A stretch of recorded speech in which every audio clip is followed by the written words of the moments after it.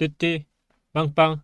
안녕하세요, 코인드라이버 이진환 전문가입니다. 현재 시간 2023년도 5월 10일 오후 3시고요. 오늘 사실 굉장히 많은 컨텐츠를 준비했는데요. 비트코인 일단 시장 상황상 제가 정해드린 손절가를 지금 깨뜨리는 상황이 나오고 있기 때문에 좀 긴급하게 올려드리고 있습니다. 일단 준비한 컨텐츠는 좀 뒤로 밀어두고요. 일단 시장 상황에 대해서 먼저 말씀을 드리도록 할게요. 기존에 잡아드렸던 손절선 있죠? 이 손절선을 제가 깨지면 어떻게 된다라고 했죠. 그 다음부터는 텔레그램에서도 말씀을 드렸는데요. 제가 꼭 그래서 텔레그램을 들어오라는 게 사실 이런 이유 때문이거든요. 실시간으로 반응을 하는 속도가 더 빠르기 때문에. 보시면 여기 무너지면 장대 음봉으로 떨어집니다. 마지막 지지 라인이라고 했는데요. 추세 라인을 일단 이탈을 하고 있습니다. 여기 보시면 추세 라인을 이탈을 하고 있죠. 이런 상황이 나오면요, 음봉으로 떨어질 때 장대 음봉으로 떨어져서요, 현재 라인으로 보면은 지지 라인이 아래 있기 때문에 거의 제가 봤을 때 반등을 한다고 하면 3,300만 원까지도 빠질 가능성이 있습니다. 제가 줄기차게 말씀을 드리지만 이 부분에 있어서 정말 중요하다는 넥라인에 뭉쳐져 있다 했잖아요. 그 이유가 주봉으로 보시더라도 현재 이 라인이 지금 무너지고 있습니다. 이거를 이제 명확하게 볼 수 있는 차트가 일봉상으로 보면 이 차트가 쌍봉이에요. 이 쌍봉이요, 지지를 못 받으면 과거의 패턴들만 이렇게 뒤집어 보더라도 보시는 것처럼 쌍봉일 때 있죠. 쌍봉뿐만 아니라 추세 라인을 이 벗어나는 흐름이 나오게 되면 어떻게 되는지 잘 보세요. 그 다음부터 떨어지는 부분이 지지를 어디서 받는지를 보시면 그 다음 흐름이 또 나오고요. 또 다음 사진을 보시면 이 쌍봉의 흐름이 나오고부터 그 다음 이제 추세 라인을 벗어나고부터 장대 음봉이 떨어지고요. 그 다음 계단식 하락. 그래서 유튜브 댓글도 기존 영상에 보시면 이런 말씀을 하셨어요. 정확하게 저한테 물어보시더라고요. 3,630만 원이 깨졌는데 제가 말씀드렸죠. 정확하게 손절가만 보면 된다. 계단식 하락으로 관점이 변경되나요? 맞습니다. 저는 정확하게 제 말이 틀리든 맞든 저는 번복 이런 거 하지 않고 그냥 있는 그대로로 인정하고 그냥 최소한의 전략을 가지고 최소한의 손절을 가져가는 게 가장 중요한 트레이딩이라고 했잖아요. 지금 라인상 여기에 뭉쳐 있어요. 왜 그런지를 지금부터 또 설명을 드릴 건데, 지금 이 채널 라인을 잘 보세요. 이 채널 라인이 지지를 받는 라인이 어디에 있냐면 여기에 있어요. 여기. 예. 그러니까 여기까지도 지금 지지가 떨어진다고 하면 3,200만 원에서 3,300만 원까지 열려 있다는 거고요. 제가 가장 중요한 게 뭐라고 했죠? 시간의 흐름을 계속적으로 보라고 말씀을 계속 누누이 드리잖아요. 지금부터 봐야 할 거는 6개월 봉을 잘 보세요. 자, 제가 기존에 6개월 봉 설명드리면서 어떻게 했어요? 지금 이 봉 봐라. 위에로 올라가는 거는 솔직히 말하면 손익비 상타 매도의 구역이라고 했죠. 이때 저항이 있다고 했으니까 이 저항 라인을 지금 다 윗꼬리를 달고 매물이 내려오고 있는 상황이에요. 이런 상황상 지금 저항은 이미 끝났고요. 지지를 받쳐줄 수 있는 데가 어디냐고 물어보면 직전 7월에 끝났던 6개월봉 2020년도 7월 기준으로 지지를 받았던 곳 있죠. 그 아래였던 24,000에 있어요. 지금 지지가 24,000에 지지가 있다는 얘기는 일봉상으로 보면 아까 짚어드렸던 데 있죠. 24,000 지금 여기라는 거예요. 여기 딱 여기 있죠. 여기 라인 아까 그래서 찝어드렸던 게 이 라인 있죠. 이 라인이 진짜 중요하다. 이 채널 라인상 뭉쳐있는 이 부분 있죠. 이 부분까지 지금 지지가 몰려있기 때문에 여기까지 쭉 빠질 수가 있는 상황이고요. 그리고 3개월봉을 볼게요. 제가 3개월봉 보면서 중요하다고 한 게 뭐였어요? 진짜 이거는 영상 한번 다시 보고 오면 제 말이 그냥 그대로 흘러가고 있다는 걸 명확하게 알 건데요. 이번 달의 전략 뭐라 했어요? 4월부터 7월까지 전략. 제가 분명히 말씀드렸지만 4월부터 7월 이제부터 두 달 남은 봉은 절대라는 말 붙였잖아요. 1월에 끝났던 봉 있죠. 저가였던 16,496은 갈 수 없다. 하지만 이 안에서 봉을 이렇게 십자봉으로 만들 가능성이 있다라고 말씀을 드렸죠. 지금 이 가능성을 열어놓고 보면 지지 라인이 있는 부분이 여기 있다는 거예요. 지금 여기 두 개 있거든요. 이 봉 끝났던 2022년도 7월 1일 봉으로 끝났던 봉하고 10월 1일에 끝났던 봉의 지지가 어디냐면 고가 기준으로 25,200에 있고요. 이 아래보다 아래인 24,000 여기가 지금 지지라는 얘기고요. 그 밑에 지지가 또 어디냐면 21,000에 있어요. 근데 제가 계단식 하락이라고 했죠. 진짜 잘 이해하셔야 돼요. 여기까지 지지가 빠진다는 얘기는요. 지금 3개월 봉으로 보면 봉이 여기까지 이렇게 빠진다는 얘기고요. 이 봉이 다시 1봉으로 보면 21,000에 되면 계단식 하락이라는 얘기예요. 지금 그건 어떤 선 잘 보세요. 여기까지 빠진다는 얘기는 제가 빠지게 되면 어떻게 빠진다 했어요. 지금 이 빠지고 지지 받고 빠진 다음에 여기서 다시 추세 만들고 여기서 반등 와서 다시 계단식 하락으로 시간 끌어서 간다고 했죠. 그 다음 이제부터 생각나는 게 저점을 깨느냐 안 깨느냐의 문제였지, 이거를 큰 봉으로 보면 다 어디 영역이다? 오파의 영역이다. 그래서 이거를 보면 큰 파동으로 보면 오파의 영역이다. 이 오파의 영역으로 가되 이게 여기서 갈지 여기서 끝나서 쌍바닥 찍고 이렇게 해서 갈지는 모르지만 결국 기정사실화되어 있는 건 7월 이후의 흐름을 보면 나오는데 지금 어제도 그렇고 누누이 말씀드린 거 있죠. FOMC 역량. 근데 오늘 제가 썸네일에서 마이너스 17%에 대한 폭락이 나올 수 있다라고 했죠. 그게 이제 오늘 내려는 건데요. 이게 바로 디폴트예요. 제가 계속 연구를 했던 게 뭐였냐면 도대체 어떤 이슈를 가지고 시장에 혼란을 초래할까를 제가 고민을 해봤거든요. 근데 제가 봤을 때 미국의 부채 상환에 대한 디폴트를 건드릴 것 같아요. 근데 지금 이미 어느 정도 예시를 줬어요. 그게 언제였냐면 미국의 디폴트 공포 확산, IMF 유전의 세계 경제 심각한 영향 보면서 정확하게 날짜를 표기했는데요. 이 내용을 한번 읽어보시면 정확하게는 지금 미국 부채 상환 한도가 끝까지 달았거든요. 이게 어느 정도까지 다다랐냐면 현재 미국 국가 부채 한도예요. 최고까지 다다랐거든요. 이거 가지고 지금 공화당하고 민주당이 계속 싸우고 있는 거예요. 근데 요번에 이거를 단판 짓기 위해서 얘기를 했어요. 근데 아무 결론이 나지 않았거든요. 근데 여기서 중요한 포인트가 역사적으로 이런 경우들이 굉장히 많았다는 거예요. 그 예시를 들을 수 있는 게 제가 지난 영상에서 뭐라고 말씀드렸냐면 JP모건 자료를 보면서 CPI 지수가 이렇게 되면 소폭 상승을 하고 그 인하가 나오면은 소폭 하락을 한다 뭐 이런 식으로 말씀을 드렸는데 결국 그 값대로 예상치에 부합해서 상승분이 살짝 나왔어요. 지금 이 값도요. 이 이슈는 사실 결과가 어떻게 나오든 간에 풀 수 없는 문제는 아니에요. 그러니까 그들이 타협점을 찾지 못하더라도 그 예시로 뭐 동전을 발행한다거나 이런 식으로 해서 풀 수는 있지만 문제는 이걸로 인해서 지방은행까지 확산되는 부실 채권이 문제가 될 수 있는 거거든요.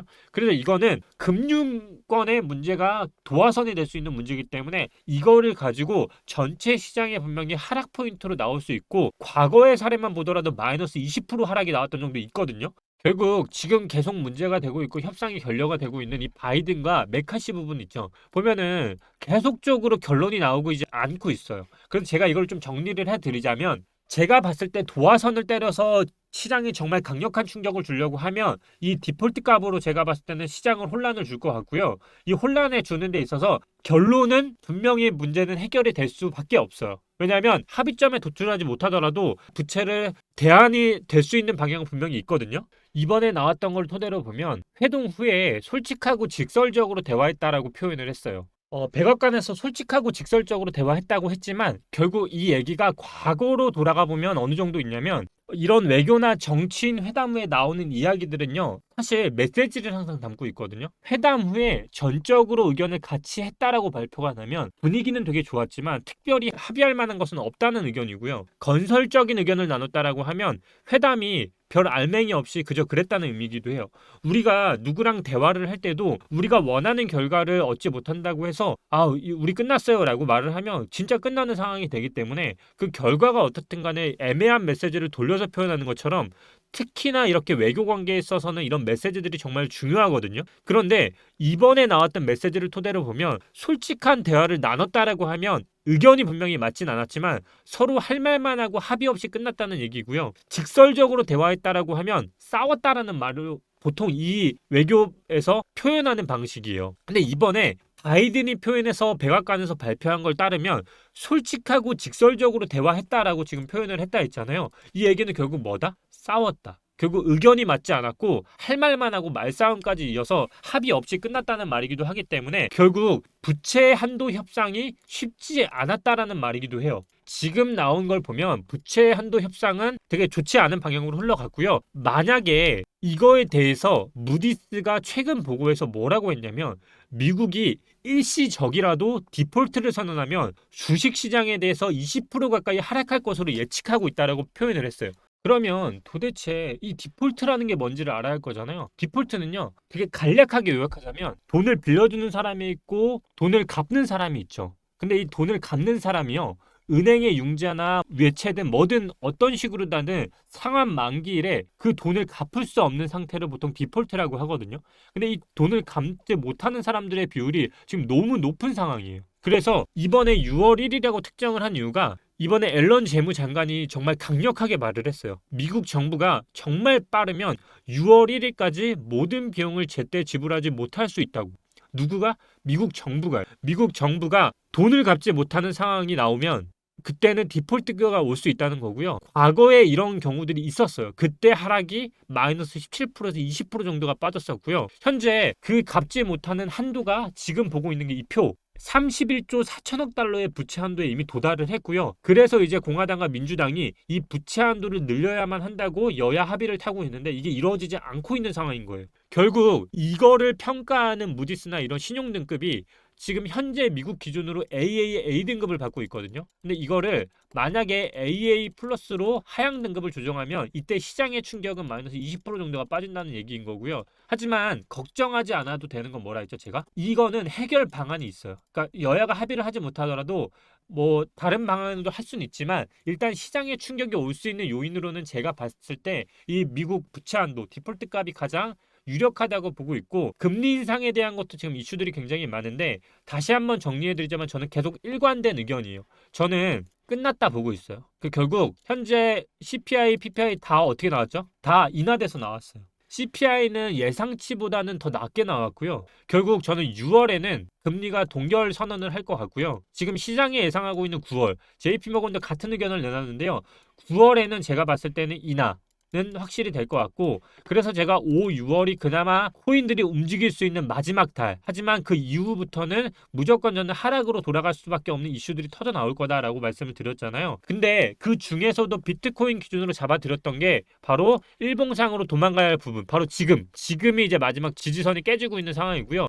이게 이제 만약 깨지게 되면 손절을 하시는 분들은 마이너스 50% 그러니까 반 손절을 하고 다시 잡아야 하는 곳들이 바로 여기로 이제 개수를 늘려서 잡게 되면 반등을 올 때 다시 수익을 보고 나올 수 있다라고 전달을 드리는 거예요. 그래서 시장의 흐름을 정확히 이해를 하시고 판단을 하시면 다시 정리를 해드리자면 지금 5월 10일, 6월 1일까지는 디폴트 값까지 얼마 남았다? 여기 차트상으로는 여기잖아요. 여기. 근데 지금 시장의 이슈들이 일봉상으로는 지지를 받아야 하는 것들이 깨지고 있다. 이거는 선 반영되는 어떤 이슈들, 우리가 모르는 이슈들이 지금 반영되고 있는 거고요.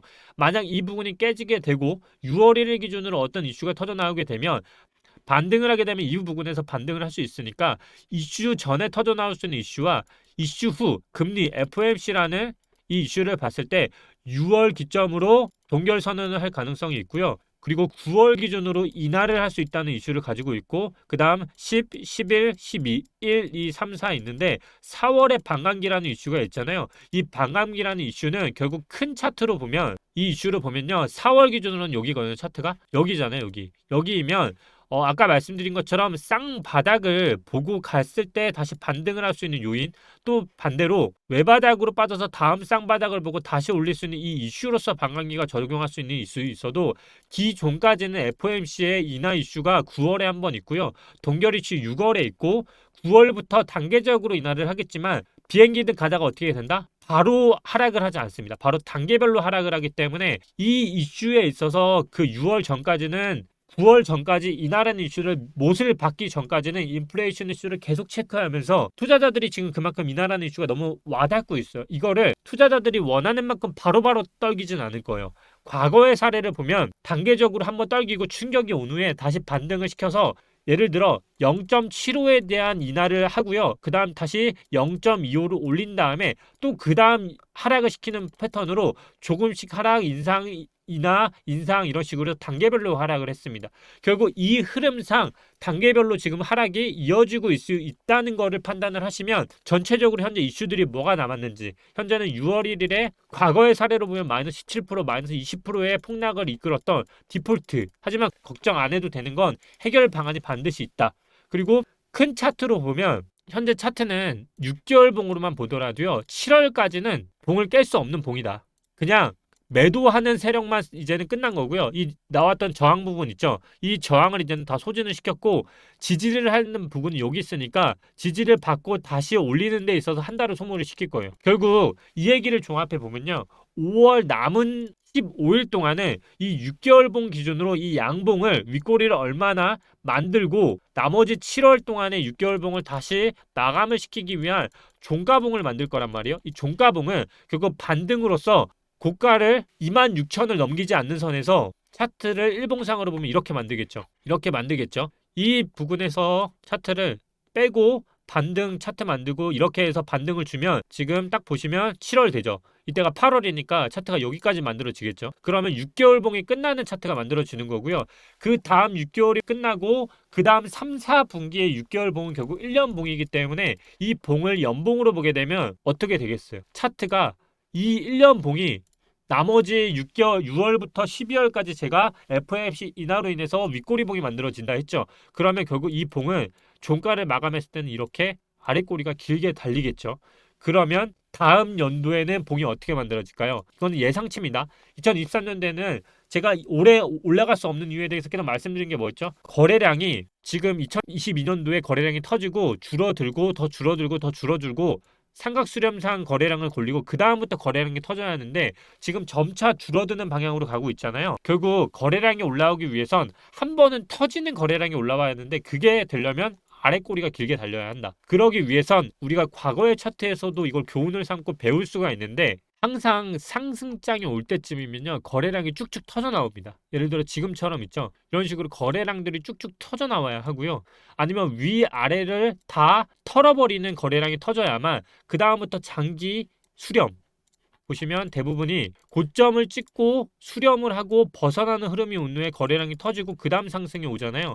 이것도 똑같습니다. 여기도 보면 차트를 보면 삼각수렴상 거래량이 쭉 빠지다가 거래량이 쭉 터지고요. 한 번 터지고 두 번 터지고 그 다음 상승이 오는 것처럼 대부분이 그렇게 터집니다. 여기도 보시면 삼각수렴상 거래량이 쭉쭉 한 번씩 단계별로 빠지고 제가 아까 기억나는 거 있죠. 거래량 빠지고 수렴 끝나는 자락에서 거래량이 쭉 터져야 올라가는데 우리가 한 번 터졌던 게 있어요. 어디였냐면 코로나 때 한 번 터졌죠. 여기도 똑같습니다. 지금 차트를 보면 거래량이 점점 빠지고 있고 수렴상 단기적으로 거래량 한 번, 두 번, 또 빠지는 이 부분이 있고요. 그 다음 이 안에서 터져 나와야만 또 상승으로 이루어질 수 있다는 거. 그래서 오늘 여러 가지로 다 말씀을 드렸는데 거래량이 터져야만 올라와야만 거래량이 줄고 더 줄어서 끝나는 게 결국 뭐를 하냐면요. 소비자, 그러니까 고객 그리고 투자자들의 관심도가 줄어들었을 때 횡보가 길어질수록 투자자들의 관심이 없었을 때 또다시 시장의 관심도가 증폭되는 이 상황을 만드는 게 결국 세력들이 유도하는 거예요. 결국 여러분들이 지금 상황상 잘 보시면 계속 말씀드리지만 지금 이게 끝났다. 지지 끝났고 장대 음봉으로 빠지게 되면 빠지게 돼도 지지가 나오면 차트상 반등이 나오면 이제 다음 반등 빠지고요. 그 다음은 하락으로 이어지는 계단식 하락으로 갈 수 있다. 요것만 기억하시면 되고 이 부분에 있어서 너무 걱정하지 않아도 되는 건 3개월봉 봐라. 3개월봉 봤을 때 7월까지는 이 부분까지 갈 가능성은 제가 봤을 땐 거의 제로고요. 그냥 이제 장대 양봉 뒤에 매수할 수 있는 구간 어디? 2분의 1. 2분의 1이고 여기 기준으로 보면 다음 단계별 하락에 대해서 이슈 전과 후에 대한 터지는 이슈들이 어떤 건지 재료 체크까지 다 가능하다. 이렇게까지 오늘 정리해드리면 정말 초보도 오늘 다 알 수 있을 만큼 쉽게 영향 드렸고요. 제가 이 디폴트 값 관련해서 사실 자료를 굉장히 많이 준비했는데요. 오늘 장 변화가 좀 빨리 나왔기 때문에 급하게 지금 찍었어요. 제가 다음 주 월요일에는 이 디폴트 값에 대해서 좀 더 디테일하게 설명을 드리고 과거의 사례들까지 같이 대입해서 한번 찾아봐 드리도록 하겠습니다. 텔레그램 꼭 들어오시길 바랄게요. 왜냐하면 지금 보시는 것처럼 텔레그램 자료가 진짜 빠르게 올라오고요. 바로바로 제가 설명을 드리고 있기 때문에 시장에 대한 변동성이나 유튜브 올라오기 전에 빨리빨리 말씀드리고 있어요. 그러니까 어려운 거 아니고요. 텔레그램이 없으시면 다운받으시면 되고 있으시면 그냥 참여하기 누르면 무료로 입장 가능하거든요. 제가 월수금밖에 촬영을 하지 않기 때문에 꼭 참여하셔서 저랑 같이 호흡하시면 시장에 대해서 좀 더 빠르게 호흡할 수 있을 것 같습니다. 오늘도 이진아 전문가였습니다. 감사합니다.